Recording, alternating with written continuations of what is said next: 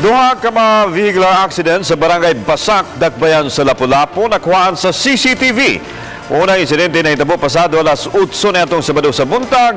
Din makita ang pagdasmag sa usa ka motorsiklo sa babaeng milabang sa highway. Gikan sa barangay hall sa Basak ang babae ug dihang motabok na unta.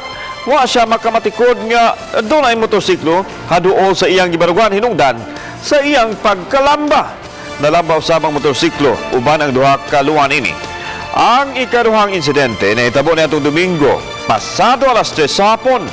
Samtang nagsubay sa Basak iba ang motorsiklo. Ni minor kini dihang may babaeng milabang.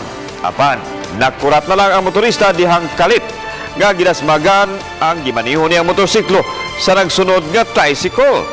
Daling nakabarog ang nagmaniho sa motorsiklo o gikomprontase ang driver sa tricycle.